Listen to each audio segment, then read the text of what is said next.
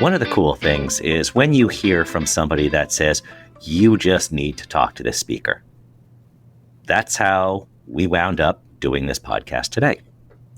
So today we're going to talk about a few things that are on top of people's minds: food service and AI. And to lead us in that conversation is Andreas Düss. He is CEO of Six Seeds Consulting. And if you go to their website, they have 6 things that they position up front to talk about. And one of them is, we have a great idea. How do you bring it to life? Another one is, our brand isn't connecting as powerfully as it needs to be. Those are all great. There's a couple others. We're going to set those aside. And I want to focus on the other 2 things that were pretty cool. We need clarity on where our market is headed. And we know AI matters, but how do we actually use it effectively? So focusing on the clarity, focusing on AI matters. We'll have a conversation about that and introduce some food elements. But let's start with the big picture. You talked about clarity and where our market is headed. Where do you see things headed in the big picture that would allow us to kind of narrow the focus on what convenience retailers need to think about? Where's the market headed? The market is headed in a whole bunch of different directions at the same time. And a lot has to do with how much money you have. I think if you are reasonably well off, if you are in a position where you can make decisions that are better for you and better for your family, then that segment of the market is heading very, very strongly into a better for you direction. Mm-hmm. Absolutely. We see, I keep harping on about this. So whoever has spoken to me in the past about this is by this time thoroughly sick of it. But Ozempic is one of the biggest game changers in the food industry that I've ever observed. And I think, we've might have seen this a couple of days ago. Weight Watchers just did their bankruptcy. Yes. That is a direct result of Ozempic entering the market. Because for the first time ever, you can change your dietary habits with no willpower. Right? If you want to lose some weight, if you want to change your habits, if you want to get fitter, if you want to do all of these things, that was always a difficult thing to achieve. And all of a sudden, you take it's not a pill, it's a little injection, it's a little injection pen. You press a button, you take an injection once a week, and you're dropping 20, 30, 40 pounds.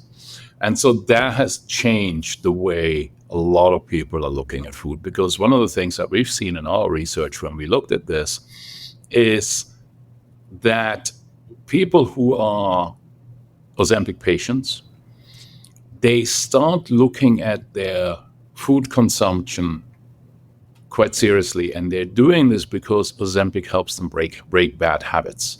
One of the side effects that Ozempic users are reporting, and the research is reporting, that apart from stifling appetite, Ozempic is also a habit breaker. So we now have medical professionals who use Ozempic for people who have a problem with alcohol, but also for people who have a problem with online shopping. So apparently Ozempic as a medication helps people break with habits that they want to break with.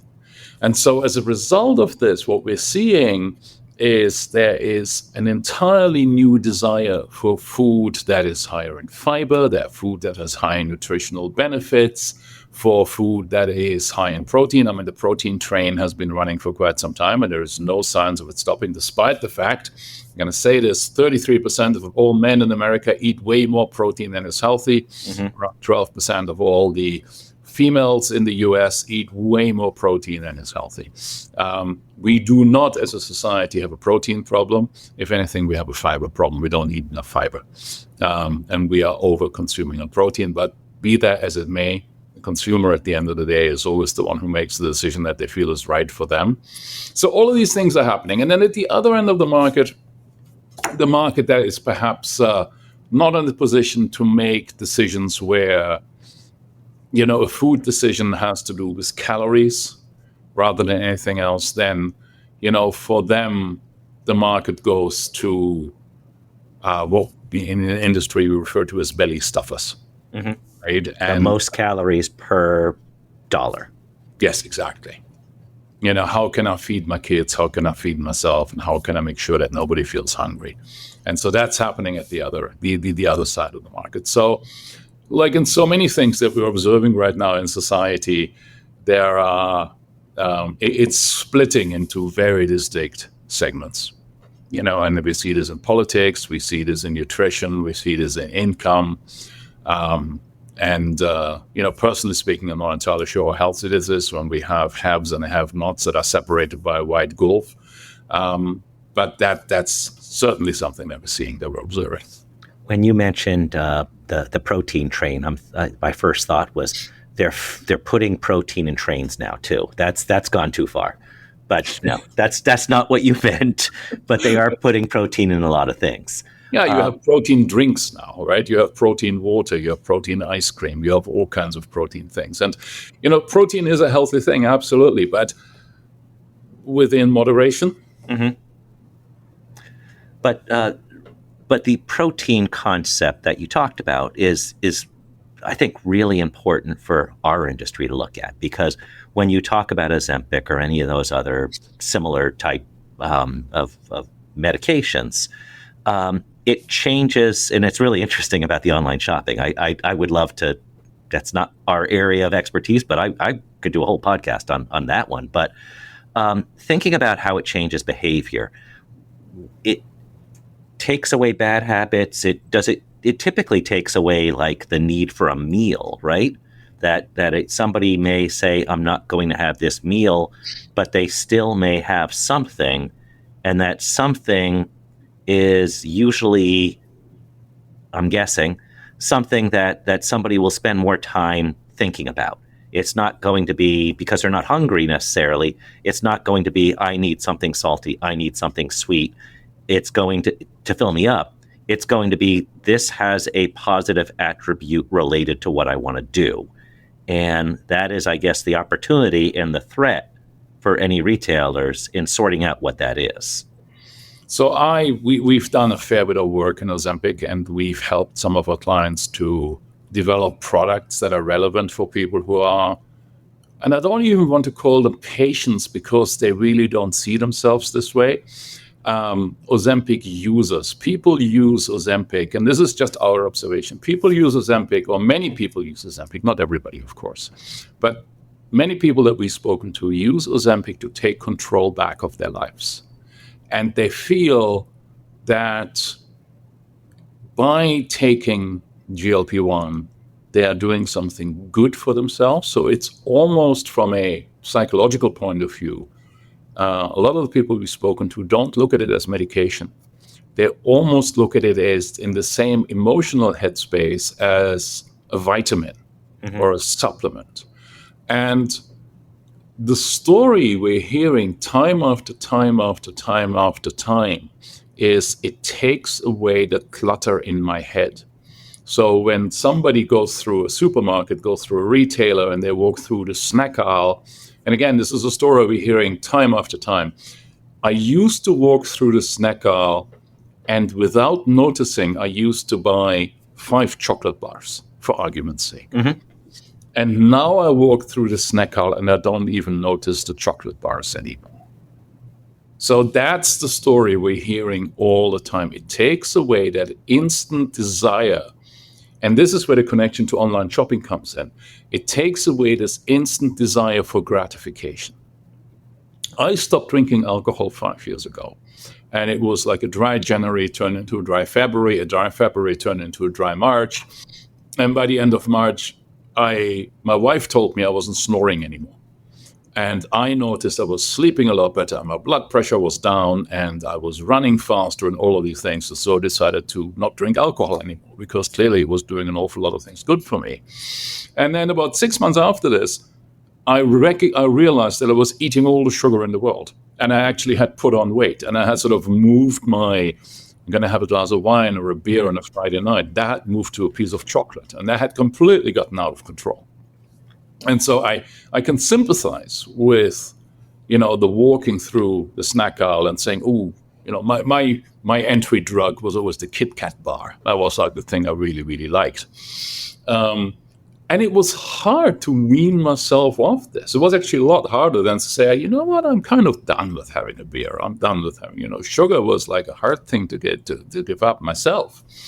So what we see is that once that's gone, once there is mental space in somebody's head that used to be filled with what people refer to as the food clutter, or the desire for something sweet, or the desire for a, in air quotes, treat, then they have the capacity to think about what they're eating and to make better decisions. Because if you reduce your calorie intake, and this happens rapidly, like it happens really, really, really quickly. And I know people start taking GLP-1 drugs, and within 2 months, they've dropped 10 pounds.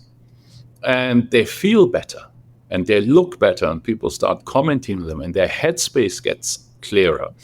And then they start thinking about what is it we actually should be eating and what is it we shouldn't do. And that's where, protein comes in, because the protein communication that's out in the open market is that protein is healthier than carbs for you, and that protein is, for better or for worse, and whether that's wrong or right, it depends on the product, but carries a higher nutrient load. And so for many people who are on Ozempic, who perhaps also worried that one of the side effects of Ozempic, or the potential side effects of Ozempic, is muscle, that you lose muscle mass. And so for a lot of people who are on Ozempic, they try to push back against those side effects with the increased consumption of protein. So you had started out by talking about there's a gulf, and one of the words that people like using is bifurcation, but gulf is bifurcation is too complicated a word. We want simple. But what struck me when you were talking about the GLP-1s is what they're looking for is clarity. And then you have at the other end, they're looking for calorie.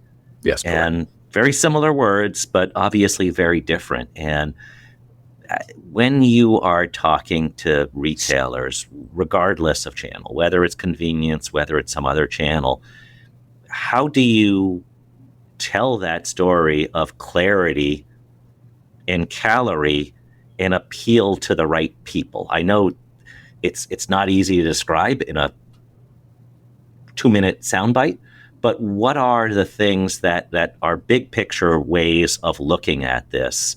Because there are two entirely different need sets coming into a lot of stores. I take this further than two, Jeff. I'm in my 50s, and when I was a student, I worked as a line cook through my student years. And I still love cooking for the people I love. I'm the main cook in our household. I cook for my family. Never do it professionally anymore, but it was a lot of fun while it lasted.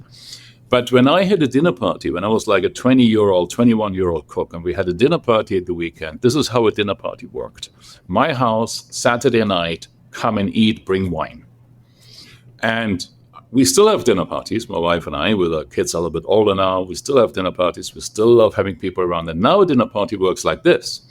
Our house, Saturday night, what don't you eat? Which sensitivities do you have? What are you currently not eating, et cetera, et cetera. And if you invite 10 different couples, or probably a bit much, 5 different couples, I guarantee you 3 or 4 of them will have dietary needs of some description.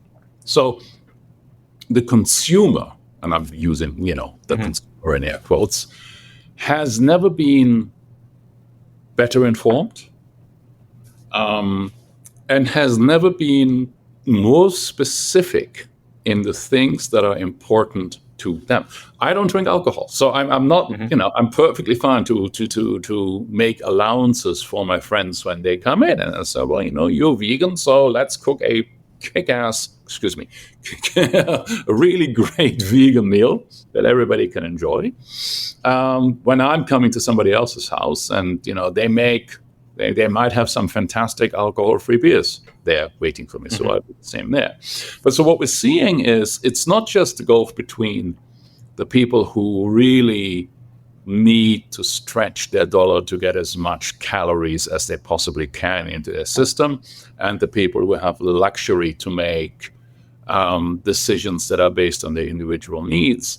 It is also the messy middle, right? Where you say, I may be gluten free, or I may be vegan, or I may be, whatever there is. There are many, many different needs that are consumers, and that is not an easy thing for a store to cater to, and specifically with a C-store where the square footage, tends to be limited.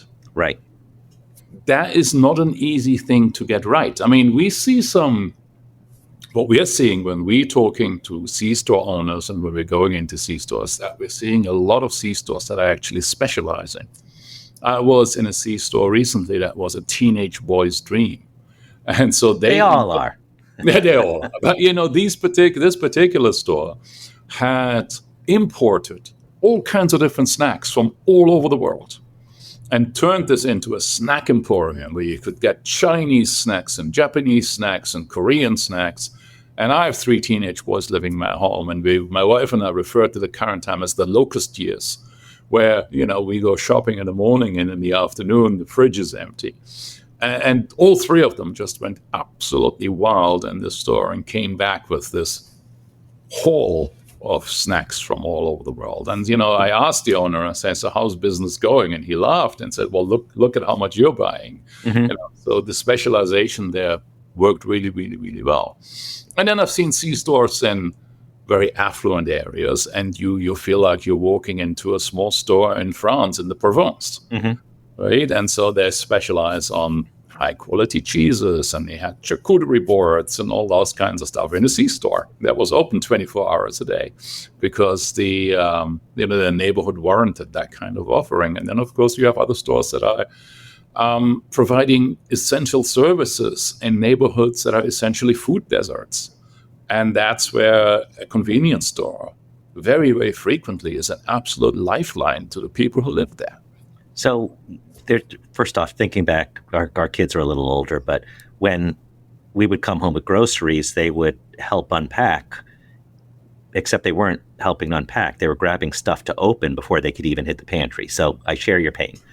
But thinking about like 2 of the biggest trends or broad areas that you hear that retailers need to focus on is, one, how do you customize for people?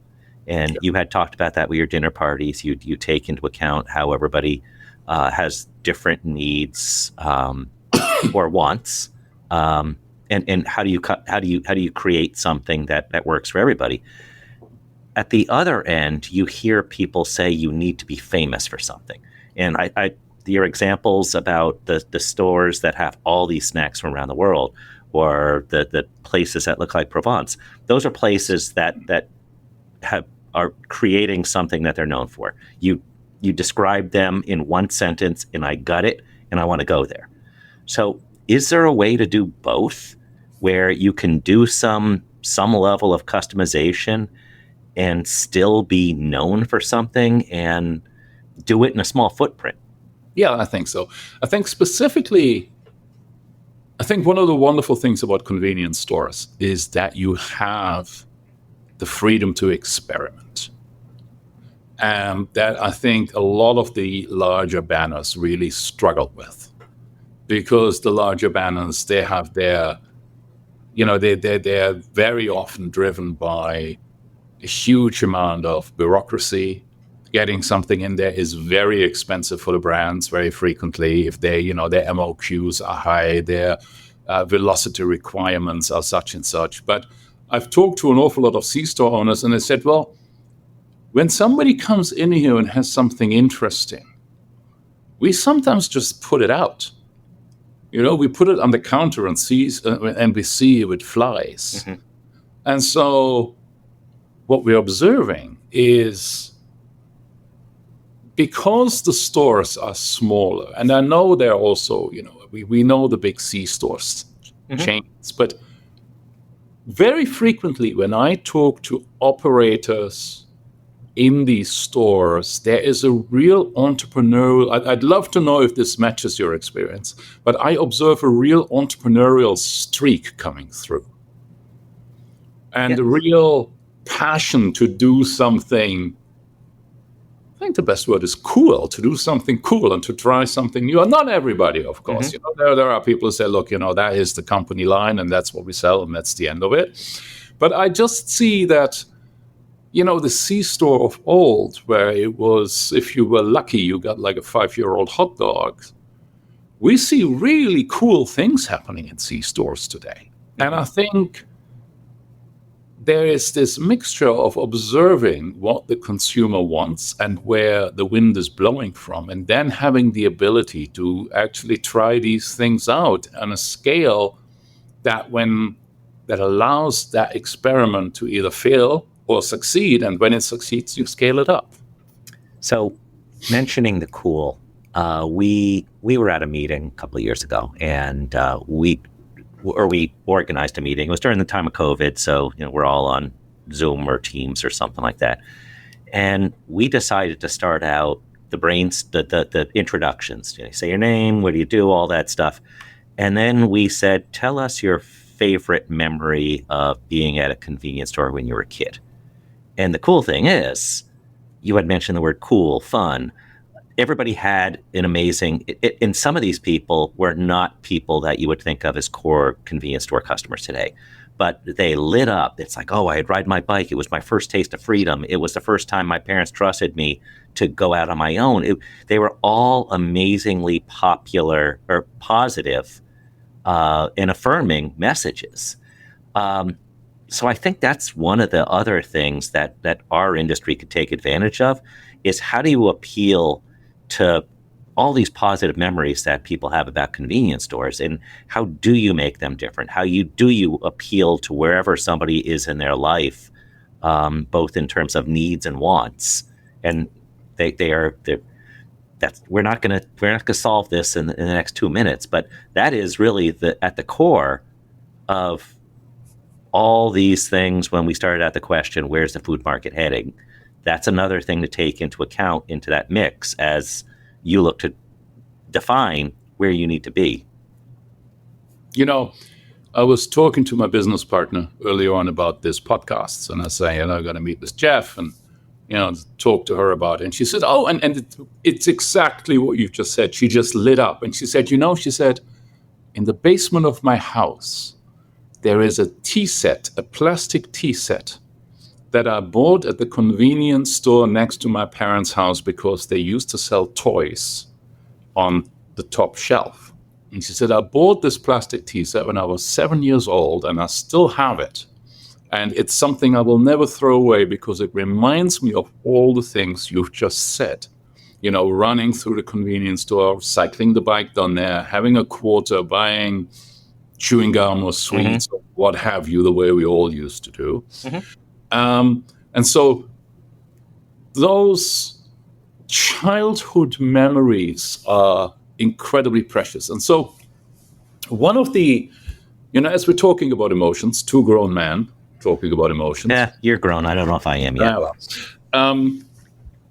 One of the core emotions that we are currently observing on the whole with the American and North American consumer, but also in Europe, is nostalgia. And the reason we're observing nostalgia in everywhere is because the world is a scary place right now. We have climate change, we have political division, we have conflict. So there is a lot of things right now to be scared of. And a lot of people feeling insecure about their personal future, they're feeling worried about the future for their children, all of these things. And that leads to an increase in nostalgic feeling, because I think the majority of people, thankfully, had reasonably happy childhoods with parents who loved us and looked after us, and our needs, our basic needs, got met. And so the convenience store sits in there really quite happily. Those memories of a time when the world was a much simpler place than it is now. And perhaps it wasn't simpler. Perhaps there were other fears, but at the same time, we didn't have to worry about those complicated things. The adults they looked after those at the time. Right. We didn't pay attention. The stock market is, my bicycle appears to have two wheels that are properly inflated. Exactly. And it's a beautiful summer's day, so we're going to drive down to the lake and go swimming. Mm-hmm. That was, and maybe you had a test at school that you were vaguely worried about, but that's really how far it went. So nostalgia is a big decision-making driver right now, and we see a lot of food brands harking back to nostalgia. One of the biggest trends that we're observing is nostalgia mixed with better-for-you ingredients. And, we see this like one prime example is better-for-you mac and cheese. Mm-hmm. Products that are hitting the market. Mac and cheese, the ultimate comfort food. One of my I have two 12-year-olds and a 14-year-old. We have twins. He started making his own mac and cheese when he was 7 years old, and he's been shoveling in his gullet ever since in really quite significant quantities. And we try and buy I don't talk bad, I don't want you to get angry emails, but we try and buy the good stuff, mm-hmm. whatever that means. Yes. That's a vague enough description. With the better for you ingredients. But I know that for me, him eating the mac and cheese was a huge nostalgia trigger. Right, because it reminded me of my own childhood. Right, it reminded me of this own thing, and I watch him make it with a smile on my face, and it makes me happy, that he takes pleasure in those things. And hopefully, you've learned with 12-year-olds and 14-year-olds, even though you're happy, you don't tell them why you're happy, because then they'll just roll your eyes and say, "Oh, not again." Oh, of course, yeah. We're very much in the. Dad is desperate, and they're not wrong. But dad is desperately uncool years. Yes. Well, not to bring down everybody, because I think this has been a great conversation. But basically, what it comes down to is, and I want to back up even further. You were recommended because somebody said, "This guy can talk about so many things. He can talk about food, talk about AI, could talk about all these really, really cool things that are going on in the world." We're not even going to cover AI today. So just want to apologize for setting it up and making it sound like that. But what you've gone through with food and just where we are with this two or more groups that we need to appeal to, and here are some of the trends that are important. Any final thoughts in terms of what is important for people to do or think over the next couple months? So I'm going to have a quick segue into AI. We've established that the consumer is more fragmented than the consumer has ever been before, mm-hmm. for better or for worse. That's just a matter of fact. Where AI tools can really help you, if you want to understand the consumer, is by taking huge amounts of data and making that data useful for you. So one of the things that we do, and that are really very successful, we have replaced focus groups with AI focus groups, where we replace flesh and blood humans with mm-hmm. synthetic AI-powered consumer personas. And we started doing this for the first time. We started working on this about a year ago. And at the beginning, we run tests against each other. So we had a real focus group with real people, and then we sort of compared it to our synthetic focus group. And the overlap in accuracy was always around 80-85%. And then conveniently, and I'm hugely grateful for this, Stanford University actually did a proper study on this. Mm-hmm. And they did 1,000 human people versus 1,000 AI people, and their overlap was between 85 and 92%. And so one of the things that you can do nowadays, where if you need to understand a lot of different people with a lot of different needs, AI is a really good tool that allows you to do that, and that allows you to dig deeper in this. I'm going to be at USADC, United States Agricultural Export Development Council. I'm one of the keynote speakers there in July in Virginia. And we're going to talk a lot about what AI can do to help you understand the people that you are serving with your products, that you're serving with your stores, and that you need to appeal to. So if anybody listeners wants to talk to this, if this sounds like something you'd be interested in, get in touch with me. More than happy to sort of share what we know about this. Yeah, the focus groups, I've been part of focus groups. They take a lot of time to coordinate, and they take a lot of money to coordinate. And 100%. AI is an awesome way to go forward with that. I started at the beginning, and I had 4 questions of the 6 questions on your website. I'll go back to the first 2 I had. We have a great idea, but how do we bring it to life? Second question, our brand isn't connecting as powerfully as it needs to be. If you have those 2 questions, you need to talk to Andreas. How does somebody get in touch with you? What's the website? What's the path going forward? Honestly, if you're on LinkedIn, find me on LinkedIn. My name is Andreas, Andreas. Second name is spelled Duess. I was born in Germany. That's where the name is coming from. So find me on LinkedIn. What's it called? InMail, whatever it is. My messages are open, so you don't have to pay to contact me or any nonsense like this. Just ping me. I'd love to talk to you. Or otherwise, our website is 6seedsconsulting.com, number 6, seedsconsulting.com, and you can find me there as well. Always happy to have conversations, and I promise you, I'm not the kind of person who starts trying to sell you stuff the second we start talking. I will potentially bore you to death with all the things we talked about today, because I can talk about it forever. But if you're a fellow geek and a fellow nerd who finds these things interesting, I'd welcome the conversation. Well, we appreciate the conversation today. And like I said, sometimes you get tips. You need to connect with this person. I'm so glad we did today. And thank you for joining us. Thank you, Jeff. And thank you all for listening to Convenience Matters. Convenience Matters is brought to you by NACS and produced in partnership with Human Factor. For more information, visit convenience.org.